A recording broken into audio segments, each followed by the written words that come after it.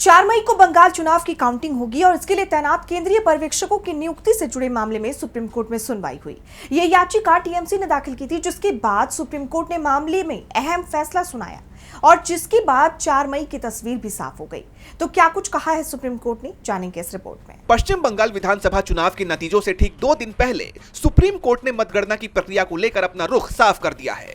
2 मई की सुनवाई में कोर्ट ने चुनाव आयोग के उस फैसले में हस्तक्षेप करने से इनकार कर दिया जिसमें सिर्फ केंद्र सरकार के कर्मचारियों को मतगणना पर्यवेक्षक के रूप में तैनात करने की बात कही गई है।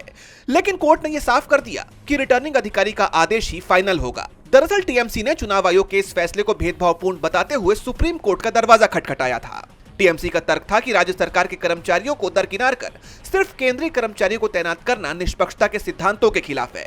इससे पहले कलकत्ता हाई कोर्ट ने 30 अप्रैल को इस याचिका को यह कहते हुए खारिज कर दिया था कि नियुक्ति करना चुनाव आयोग का विशेषाधिकार है। टीएमसी की तरफ से सीनियर वकील कपिल सिब्बल और कल्याण बनर्जी ने तर्क दिया कि राज्य कर्मचारियों को पूरी तरह दरकिनार करना भेदभावपूर्ण है। सिब्बल ने अदालत में 4 अहम बिंदु उठाए और चुनाव आयोग की मंशा पर सवाल खड़े किए। उन्होंने कहा, मुख्य चुनाव अधिकारी को वोटों की गिनती में गड़बड़ी की आशंका कहां से हुई? ये चौंकाने वाली बात है। ये सीधे तौर पर राज्य सरकार पर उंगली उठाना है। जब हर टेबल पर माइक्रो ऑब्जर्वर मौजूद है तो एक और केंद्र सरकार का अधिकारी क्यों चाहिए?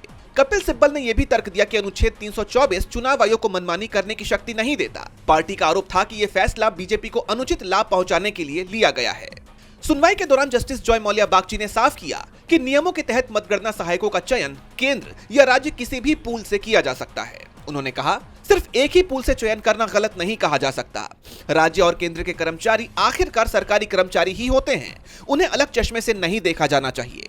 चुनाव आयोग की तरफ से वरिष्ठ अधिवक्ता डीएस नायडू ने कोर्ट को आश्वस्त किया कि प्रक्रिया पूरी तरह पारदर्शी है। उन्होंने कहा, रिटर्निंग अधिकारी राज्य कैडर के ही होते हैं और हर उम्मीदवार का काउंटिंग एजेंट वहां मौजूद रहेगा, इसलिए आशंका बेबुनियाद है। 13 अप्रैल के सर्कुलर का अक्षरशः पालन किया जाएगा। अदालत ने नायडू के बयान को रिकॉर्ड पर लेते हुए कहा कि अब इस याचिका में किसी दूसरे आदेश की जरूरत नहीं है। कोर्ट ने निर्देश दिया कि चुनाव आयोग अपने सर्कुलर की मूल भावना के मुताबिक काम करे। इसके साथ ही सीसीटीवी फुटेज को भी नियम के मुताबिक सुरक्षित रखने की बात दोहराई गई। इस फैसले के बाद अब 4 मई को होने वाली काउंटिंग का रास्ता साफ हो गया है। डीबी लाइव की रिपोर्ट।